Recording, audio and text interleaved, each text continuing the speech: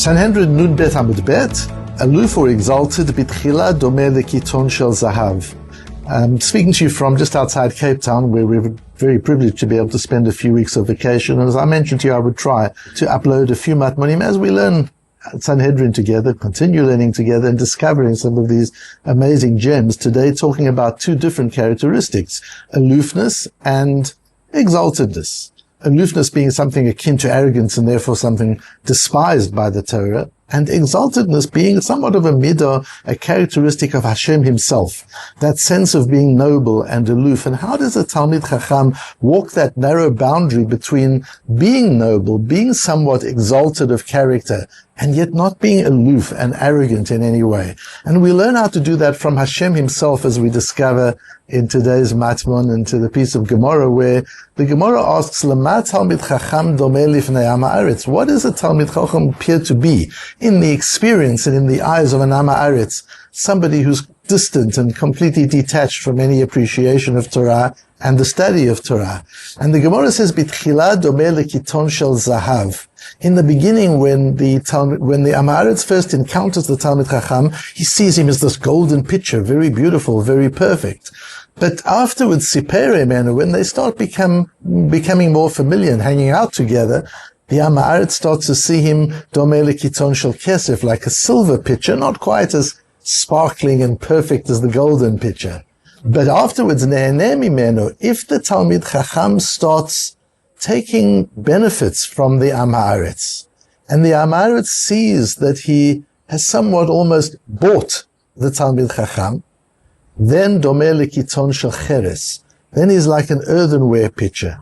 And the problem with an earthenware pitcher, says the Gemara, kivan shenishbar, once the Talmid Chacham has been reduced to that broken experience of the earthenware pitcher rather than the gold or the silver one, shuv ein lo takana, just as a piece of earthenware pottery cannot be restored once it's cracked, unlike metal or glass that can be repaired, the earthenware pitcher can't be repaired at all. And once the Talmid Chacham has lost his stature in the eyes of the am haaretz to the point that he now seems to be an earthenware pitcher, ein lo takana, he can no longer recover his former status of gold and silver. As Rashi says, בתחילה בעודו מתנהג בכבודו, while the Talmid Chacham is still conducting himself in dignity, in a way where ein tzarich lo, he doesn't show a need, a dependency on the am haaretz. Hu yakar be'einav. He's precious. He's valuable in the eyes of the Talmid Chacham. And here we see Rashi, based on this Gemara, somewhat defining dignity and honor, that sense of not being needy. Yes, we need one another, we support one another, but not to be needy of one another. And when the Talmid Chacham starts taking benefits, money and other forms of benefit from the am haaretz, he loses some of his dignity. He loses some of his nobility and exaltedness in the eyes of that am haaretz. And that, as I was learning this today, brought me to wonder, okay, so one has to remain somewhat separate. Have a look at the Meiri. The Meiri is astonishing in his comment. Afal pi shemidat harabanut snu'ah, even though a sense of superiority is despised. And we see that in the previous piece of Gemara, where the sons of Aaron are talking about the time when they can take over from Moshe and Aaron, and the desire for that power and that desire for that status, and that's something which is despised. Nevertheless, says the Meiri, Ra'ui leTalmid Chacham uleben ma'ala, it is correct for a Talmid Chacham, or for a person of stature, lehistalsel b'midotav uliyaker et rucho, to somehow uplift his character and to exalt his spirit, shelo yithadet bein amei ha'aratzot, not to seek honor among amaratzim, among ignoramuses, among people of lowly character. So he needs to be able to find his dignity within himself and within his Torah and within his accomplishments, and not seek that approval, that honor from lesser people. And he goes on to say, Because if he does cheapen himself just a little bit in the eyes of these types of people, they sinking him into his disgrace, ad arkevotav, until his knees. And here the Meiri is drawing on a metaphor from the Mishnah, which talks about the horrific way that the death penalty of burning would be executed when it had to be done. And they burn his neshama with their mouths, with their talk, with their conversation. It really reduces this Talmud Chacham to nothing. And so the Meiri talks about the importance of maintaining nobility of spirit, nobility of character, and a somewhat exalted being. And this, as I was learning, is what made me wonder, how does one preserve humility with that? How does the Talmud Chacham, on the one hand, keep his separateness, his exaltedness, his nobility, and yet on the other hand, not become aloof and arrogant? And it seems to be that that's learned from Hashem Himself. And here we go back to a Gemara we learned in Sota on Daf Yomi Aleph. Based on the Posuk in Yeshayahu, Hashem says, Ram v'nisa shochen ad v'kadosh mo. Hashem is exalted, He's high, He's noble to the extreme. However, ve'et deka ushval ruach. However, I am with somebody who is deka and shval ruach. And I would like you to appreciate the difference between these two words. A deka is a person who's depressed. A shval ruach is a person who is lowly. A shval ruach is lowly not because he's going through an emotionally difficult time. A shval ruach is lowly because of his circumstance. He's very poor. He hasn't had opportunity. And it's because of that circumstance that he is shval ruach, of lowly spirit. But a daka is somebody who is emotionally depressed. And it's interesting that the Pasuk continues, L'hachayot ruach shefalim, u'l'hachayot leiv nidkaim. Hashem brings aliveness to the ruach, to the spirit of the shafel, of the lowly person, and to the heart of the depressed person. And the Malbim points out that the ruach is the real inner mind of the person. So if a person is lowly, he's not depressed, he just has a lowly circumstance, and that brings him down somewhat. The way Hashem uplifts him is through his mind, through his essence, through his very being. But when it comes to the nidka, Hashem relates to him emotionally, to the leiv of the nidka, not to his ruach, not to his mind, but to his heart. And the Gemara then says, Ve'eta ki ruach u'shfal ruach, Rav Huna and Rav Chisda each have a different way of understanding Hashem's being with this lowly person or the depressed person. Chadamar iti deka, one says he brings this lowly person up to his level. Hashem, so to say, uplifts the lowly person to the level of the Shekhinah. V'chadamar ani etaka, and the other one says, no, Hashem brings himself down to the level of the lowly person. And the Gemara then goes on to bring the parallel of how Hashem comes down to Mount Sinai, to the lowest of the mountains. Hashem comes to the snare, to the burning bush, to the bush, rather than to the tall, beautiful cedar trees. He comes to the place that is low, and he's there with the lowly person. But I came across an amazing comment of Rabbi Volozhner. Rabbi Volozhner was the son of Reb Chaim Volozhner, and he writes an introduction to Reb Chaim's Sefer Nefesh HaChaim. And in that Hakdama, in that introduction, he talks about Reb Chaim's humility. And he quotes this Posuk, this Gemara refers to it anyway, in a way that shows me an incredibly insightful understanding of the Gemara, because he says that his father was carefully yot et dake or leromem et dake ito.